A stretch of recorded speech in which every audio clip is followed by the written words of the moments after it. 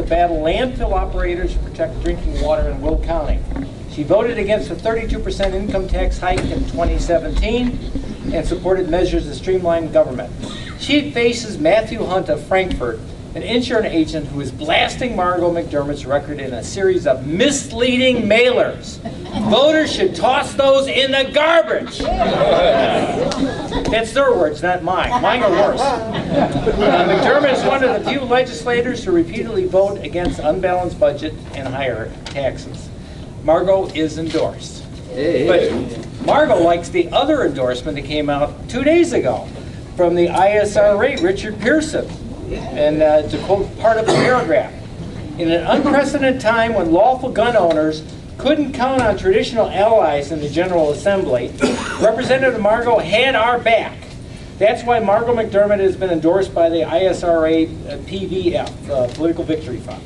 Margot held strong against the onslaught attacks on her Second Amendment rights by the Moms Demand Action Group. Now the anti-gun crowd has targeted her for defeat. We must not let this happen.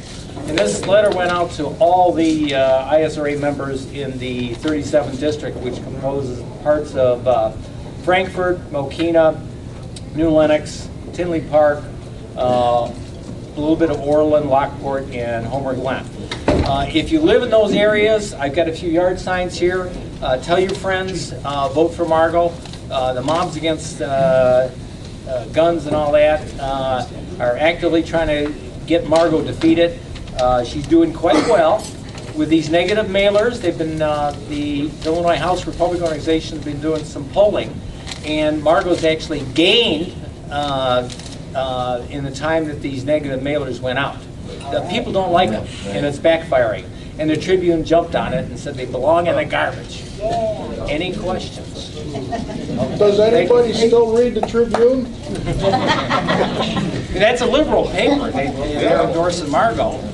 She likes the ISRA endorsements, you know. A dramatic reading from Ed. Thank you. All right. Gretchen, I was just going to pitch Gretchen's fundraiser. She was at a caucus, but she's here, so you can get up and pitch your fundraiser.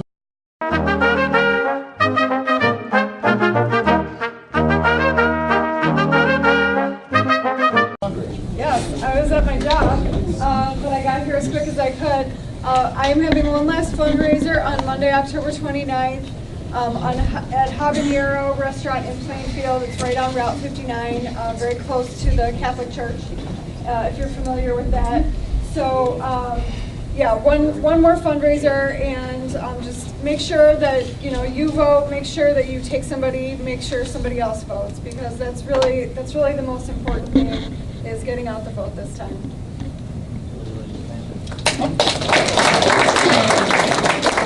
How many people are Will County residents?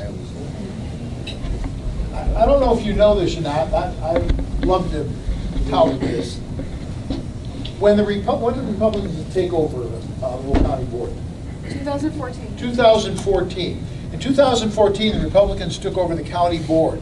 Since then, they built a criminal justice center. They're doing a courthouse. They're going to do Health department, emergency management, and animal control.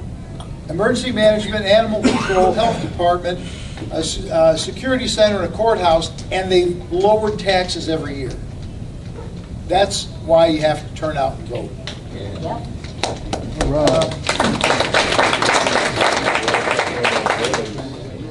Because Phil Mott one time volunteered something, I now call him on every time. Have you got anything, Phil? No.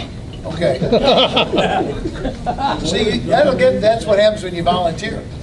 Doug, you got something. Where's Doug? Here, back here. Back in the corner. Yeah, from one place to the other. I have Friends of NRA tickets for the Guns of November every year. It's the tickets are $30 each, or if you buy 4 for $120, you also get a chance to win $1,000. And the only people who will have a chance for the $1,000 are the ones that buy 4 tickets.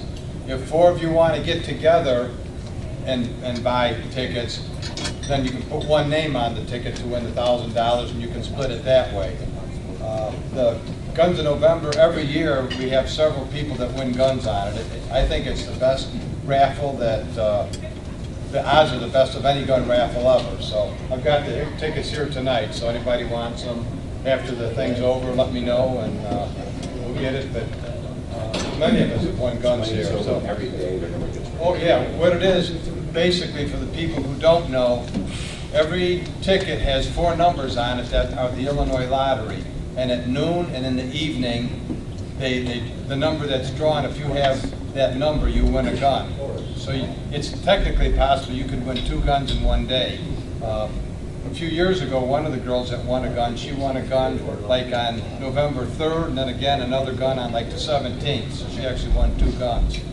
So anyway, see me afterwards, and it's the greatest odds of winning a gun we have. So, and it's helping the NRA, which that and the Isra need all the help we can to fight the anti-gun stuff that's coming out. So, thank you. Questions? Real quick thing about radio show on Sunday nights, 9 o'clock on AM 560. We got starting, actually it started last week, but this coming Sunday night we got Nick Stella, who's running for Congress. Nick's a great guy. And then on the 28th, we've got Rick and Marilyn Smolinski. They're Rick's running for 86th district? Yes, sir. And Maryland is 55, I believe. Maryland's 55th district, I think. You know whose district it is? It's Marty Moylan's district. So she's running against him. So they're on the 28th, and on the 4th we got Margot McDermott and Mark Batman. So they should be really good shows. Get some insight into candidates who are running. Anybody have any good welfare, anything in particular you want to promote, point out, say? Yeah. This weekend we've got a gun show at Sandwich at the Fairgrounds. Speak up, Ross. This weekend we have a gun show at the Fairgrounds at Sandwich, if anybody's interested, and then we put some 2019 dates and the rest of our 2018 dates at the on the tables. Anybody else? Okay, just go ahead. It's all right. Not a problem.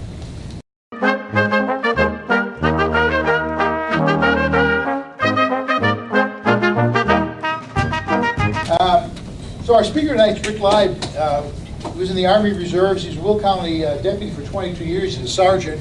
He's in charge of courthouse security, and he's on the SWAT team. He's running for Illinois State Rep, which he told you about, and I'm sure probably will mention it again. I don't doubt that at all. Pro-life guy, pro-2A guy, pro-free market guy. It's my kind of guy. Rick? Thank you so much.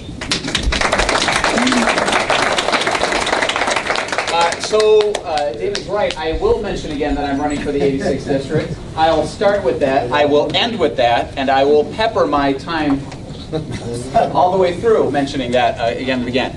So I was asked to come and speak tonight, and so what I thought I would talk about just briefly is this idea that we seem to kind of purvey in any type of controversial issue, anytime there's any kind of toxic talk. If I came in and I was going to talk about we said, hey, we're going to talk about gun control. Gun control meaning 2 hands, sight alignment, target acquisition. I was like, yeah, that's good. Okay, fine. But that's largely not what we see. Anytime somebody has some kind of disagreement, there is a kind of a flag that's dropped, that's bandied around. And it tends to stop people when they're talking. Now, some of you may not care, and that's fine. But I just want to address it. I think I want to talk about it. The flag that I'm thinking about is called tolerance. Has anybody ever heard that before? Anybody been called tolerant or intolerant? Say what you're saying is intolerant? Just by show of hands. Anybody? Okay, I really just wanted to see if you could hear me, so that's fine. All right, good.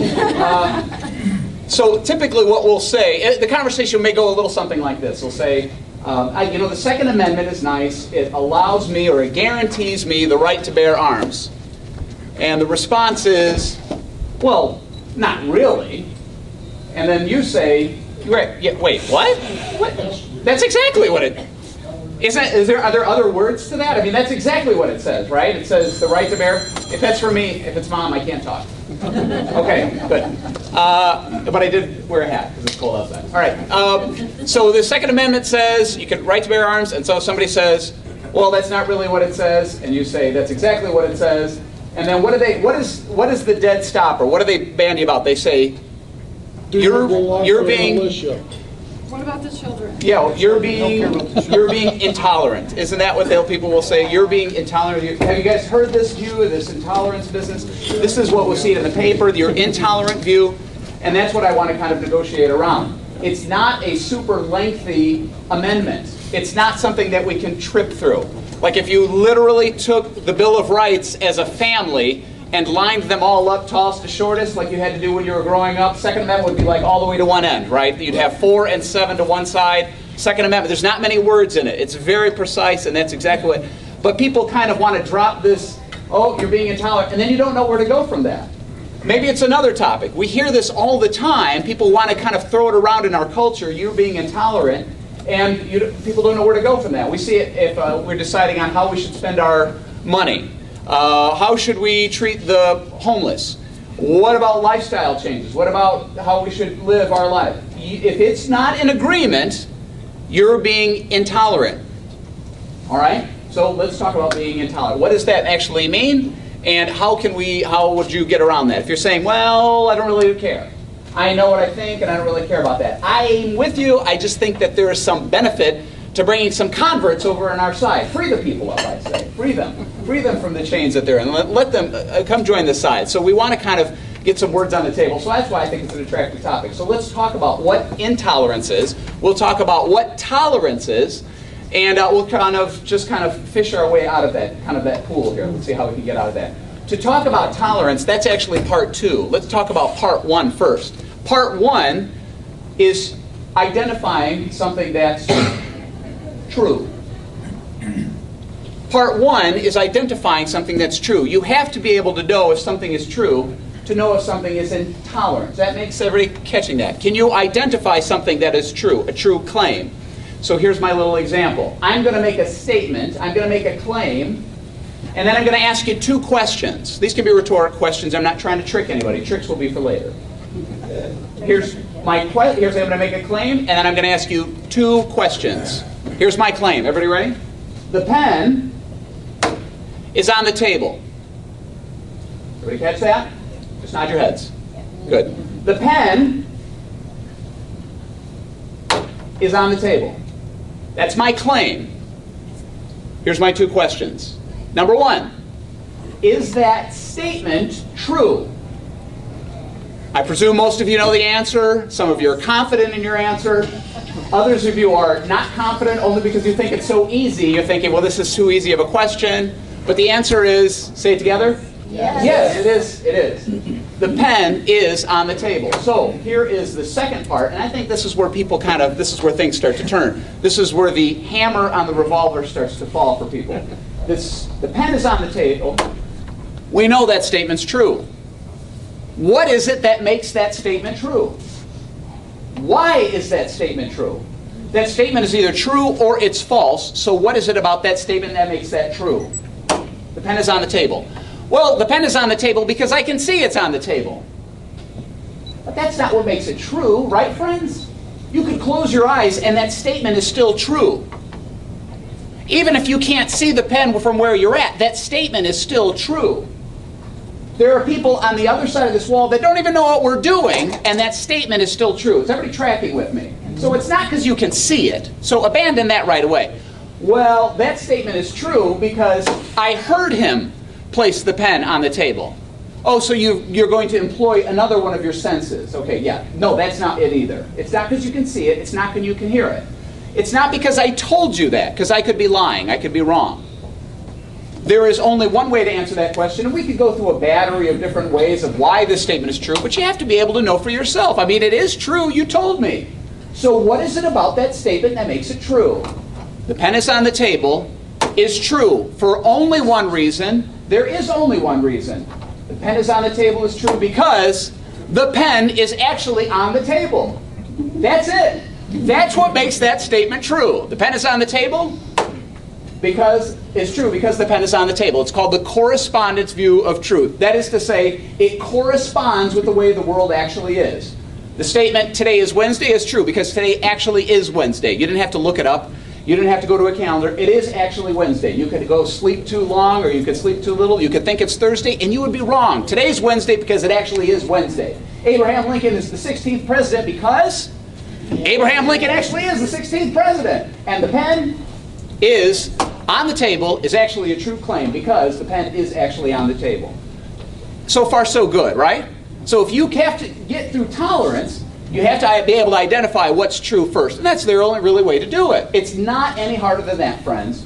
So let's talk about tolerance, because that's where things start to get muddied. And that's where people want to move control of the air, because they don't have truth. They don't know how to identify something as true or not. They don't know how to assert anything or to affirm anything with any degree of conviction or back it up.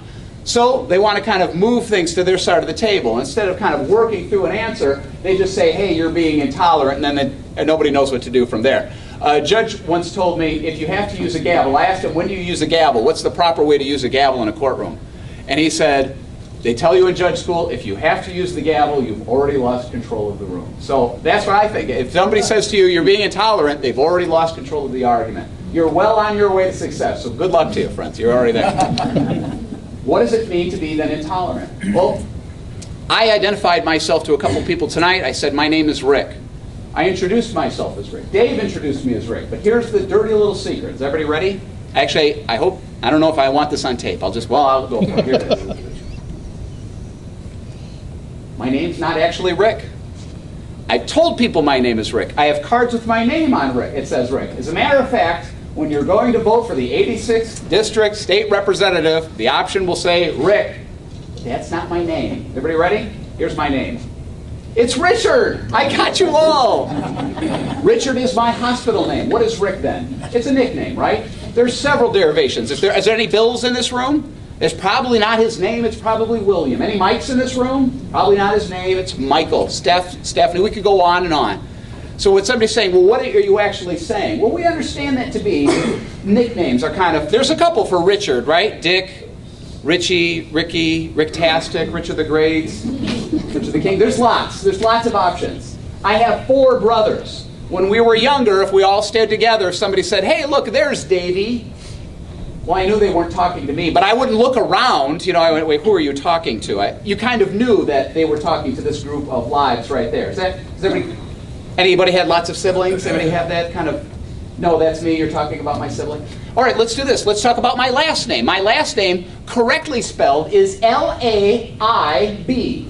Correctly pronounced? Laib. Now, when you see Laib, what do you think the pronunciation of that? Go ahead, I can take it. What do you think it is? Laib. Well, I think it's Laib. I have 2 vowels go walking. Isn't that the rule? All right, so 2 things. Number 1, why are people always grumpy in these illustrations? I get it. And number 2, we know that the rules kind of break free when we're talking about names, right? Don't we all have experience? Probably somebody in here with a unique pronunciation of their name.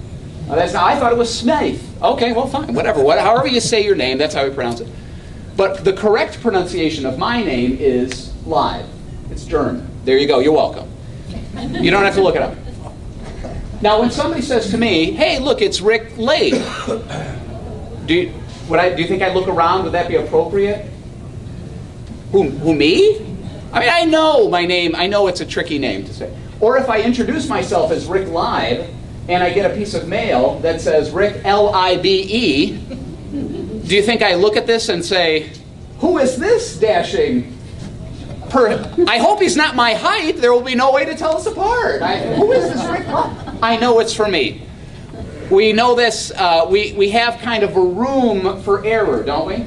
I like to give tours at Joliet Central High School, and it's fun bringing. I'm part of the archives committee, so one of the things we do is give tours to the reunion groups that come in, and I love it because I love hearing their stories. I went to Joliet Central, so I always enjoy hearing people come in and share their stories and things that happen and special things they remember.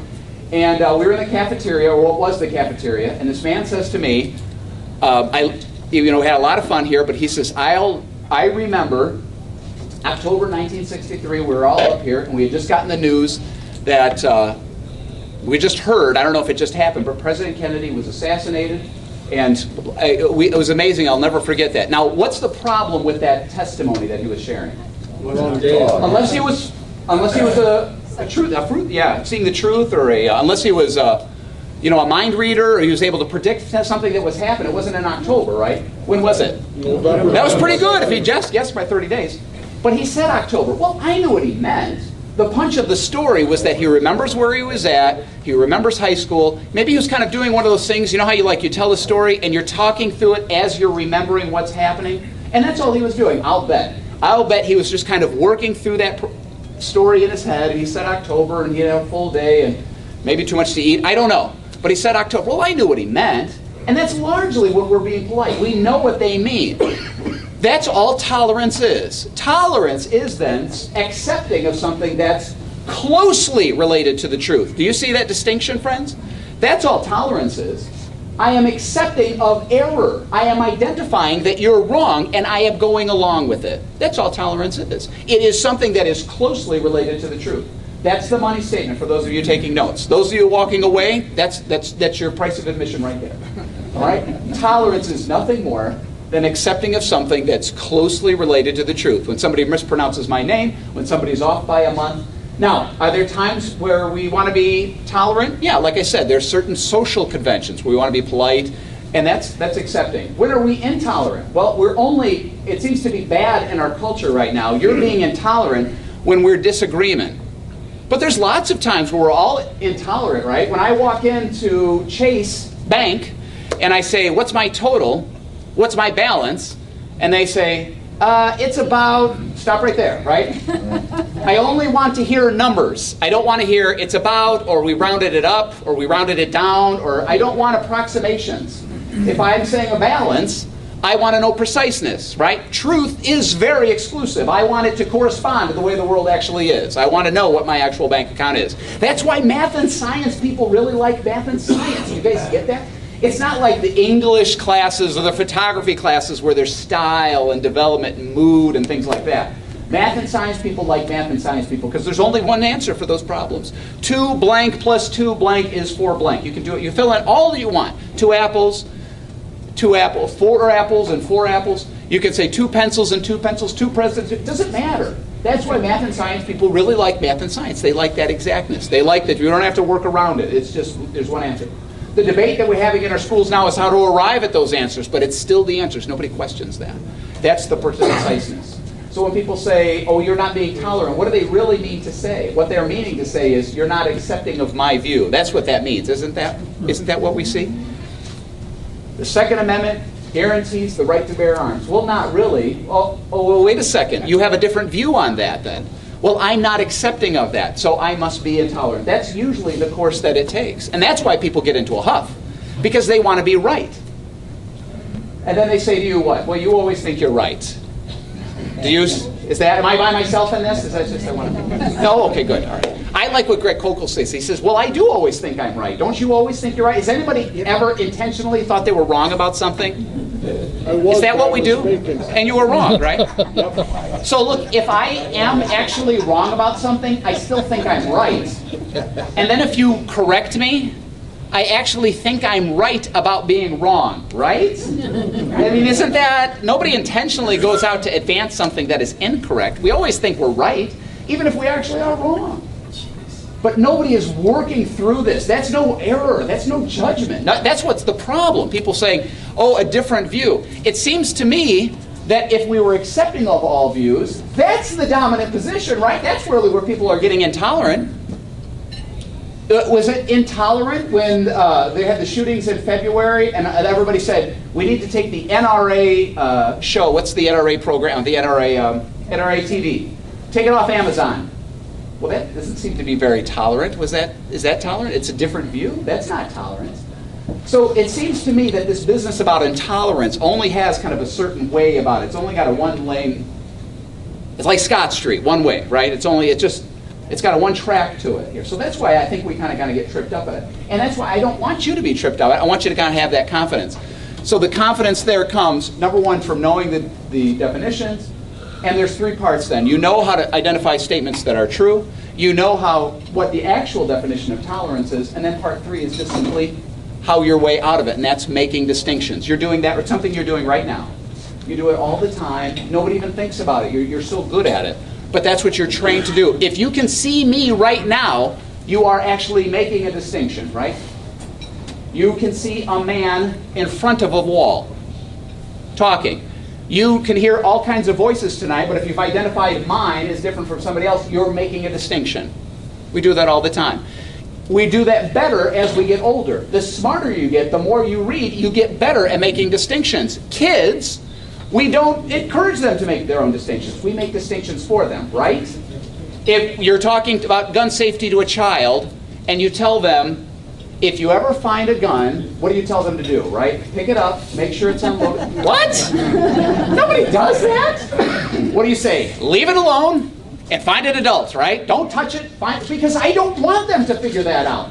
No, but you don't say to a child, I think the stove is on. Would you go check to make sure the stove is off? Nobody says that.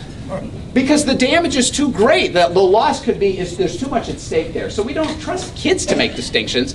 Distinctions really is an older person's game. That's what we should be doing. We should be getting good at that. We should be helping people think through these things. So you know how to identify a true claim. You understand what is the difference between tolerance and intolerance. And you're able to make distinctions. That's really how you get out of it. If you're satisfied with that, then that's fine. Rest in your satisfaction. You continue to be right. If you want to help through people, there are several ways to do it. I'll suggest one, and then I'll close, and I'm happy to take questions or comments on anything that I've talked about tonight. But outside of that, then we'll just consider our time over. And like I say, there's several ways. Here's one. Simply this. Here's the trick. This is what I do when I'm talking to people. I do it in patrol, or I should say I did it in patrol. I did it when I do it now in the courthouse. Anytime I'm in some kind of disagreement with somebody and I don't want to kind of start something and I really try to protect people, what I do is I just ask questions. The burden is completely off you at that point. The Second Amendment guarantees the right to bear arms. I don't think so. And we can argue about it. Yes, it does. No, it doesn't. Yes, it does. No, it doesn't. Or I can ask a question. Oh, really? Where are you getting that from? Where are you getting it from? Well, what Constitution, what copy are you reading? Do you have a copy of it? I'd like to see. These are all questions, and I can't lose. You can't lose if you're asking questions. You see that? I don't have to have any other homework done. All I'm doing is asking questions. I am forcing that person to enter in his or her own assumptions of that world that they're trying to advance. I don't have to do another thing. What will invariably happen? Probably, I'm going to guess, this is the experience that you'll have, or maybe you have had it. And if you have, I'm interested in hearing. You can tell me. That's not what the Constitution says. Where are you getting that? Well, I don't know. I just know some neighbors when we were growing up. Oh, you have an experience. You have elevated to truth. Probably not so. Let's abandon that. Well, I don't know. I knew this guy. When you read the paper, there's all these, what did you say before? Kids are getting, what was it? What we say? Kids are getting, they're shooting each other. Or somebody said, okay, but that doesn't have anything to do with the Constitution, right? The Second Amendment guarantees the right to bear arms. Well, you have to be safe about it. I didn't say anything about safety. I'm just making a claim about you. So those are not defeaters, and it's not anything that subjects itself to a claim, a non-state claim of tolerance. But you can get out of that simply by asking questions. It's a polite way of doing it, and I think it's not only more fun, but it's more attractive, and it brings more people over to our side. And that's what we're not. There's no reason we have to kind of fight this culture war by ourselves. We can recruit while we're at it and show people an attractive way of thinking through things. So anyway, so there's some thoughts on that. Does anybody have a question or a comment on anything that I've said this evening? Don't forget your pen. Oh, there you go. I appreciate your truth line. Thank you.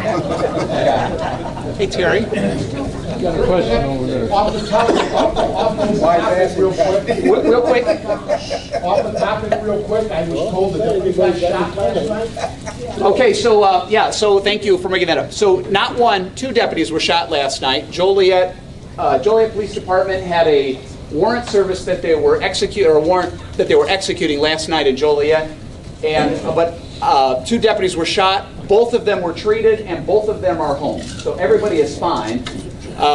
At that point, and here's your true claim, you know about as much of it as I do. It's an ongoing investigation. I guarantee there are more details coming out. Everybody wants to hear. If you go on Facebook, the Will County Sheriff's Office has posted pictures of the sergeant's vest that stopped the round. So hoorah, I don't know when did we stop wearing vests? I don't know why, but they started making these things years ago. They were so thick you had to turn sideways to walk in a door. Guys couldn't sit in a car, but now the word's out and you have to wear vests, and now we have one more story of why you should be wearing vests, and guys do. But I'm glad that he did. I don't know what it, but anyway, it was one round, it hit his vest, and then it hit the officer behind him. But like I say, everybody's home and everybody's fine. So thanks for, I was going to comment on that. Thank you for saying that. Can you please tell us who you're running against? And, Oh, yes. And the dirty, dirty N-word that is attached to that person. What? I hope it's North Point. Oh, nepotism. Yeah, gosh. I am running against Larry Walsh Jr. Every time I say that, that's the response I get. This is how our conversation works. Hi, my name's Rick Laib. Boys, delighted to meet you. Okay. I'm running for state representative. Okay, good. And it's the 86th district. That's great. Honey, do you know if we... Okay. Who are you running against? Larry Walsh Jr. What? Larry Walsh Jr.? What? So I am running against Larry Walsh Jr. This would be his 4th term. If he does win, I'm banking that he doesn't. He's run 3 times. He had an opponent the first 2 times. He did not have an opponent in 2016. That's part of why I'm running. I went to vote in 2016. And nobody's against him. There's nobody running. This is how hard it is to get into politics. Nobody is running against him. Are you serious? Never again. This is never happening again. And then December came, and you know how December goes. You're full of things to do. And so I thought, okay, well, fine. And then last year, just one nonsense bill after another came out.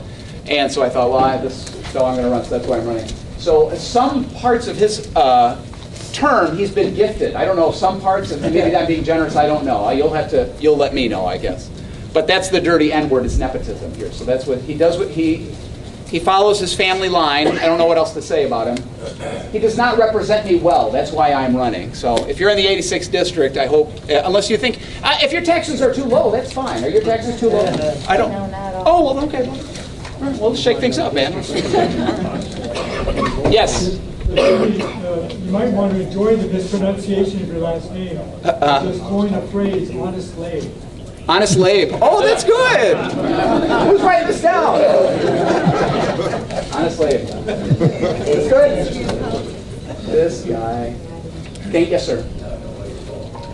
Do you have any opinion why conservatives don't seem to be nearly as intolerant as leftists are? It seems to be a one-sided... Here's my... the question was, do I have an opinion as to why conservatives are viewed as intolerant? I think the easy answer, I'll start with the easy and then I'll go. I think is because we have the goods. That's why. I think our views hold up better. I think that businesses run well when they spend only the money that they have. I think people get along better when they forgive and they're loving and they're patient. So we have the goods. That's why I think so. But like I say, that robs people of some kind of control of the game. Even colors. Think of how exclusive color is. Red doesn't argue for anything except that it's not blue, it's not green, it's not yellow, it's not purple. It's just one thing. Those narrow corridors of truth, those are super, super, super, super narrow. If I said my name was Rick, that list we talked about it is much smaller, the things you can call me versus the things that you can't call me. There's more ways to be wrong. And so people who are kind of non-conservative, to respond to your question, they are moving away from free thought. It gives them more control. That's the attractiveness of tolerance. Any view is accepted. So you don't even have to be right. You don't have to do any homework. You can be in complete disagreement and it doesn't matter. And intolerance says that my view has to be on par with your view. I think I'm a man. Well, I think I'm a man, but I'm also a woman. Those two views have to be together. I think I am Cherokee, or I think I am... No one can say that you're wrong. No, and does anybody want to be wrong? No. Nobody wants to be wrong. Look we don't even want to be corrected. We certainly don't want to be wrong. And that's why I think we kind of hold the ground of being intolerant, because largely we're identifying things that back up historically our models. Model is successful. Thank you. Anybody else? Okay, great. I'll hand it back to Dave. Thanks. Oh, yes. When I grew up, when I was growing up, the legend it was well accepted that if you shot a cop, Right. you would fry. Uh, When did it become okay to shoot at cops? And if you're elected, what are you going to do about it? I don't know what to tell you.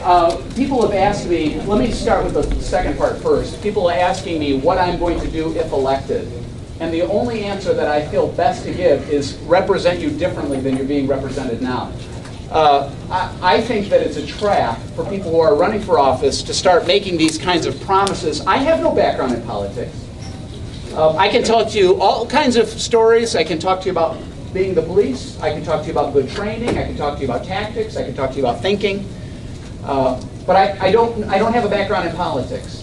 But I believe there is a certain agenda that should be advanced different than the one that's being advanced now. We can start with economics. Why are we spending money that we don't have? Why is that a hard one? Why are we working through that? Why is that such a tricky?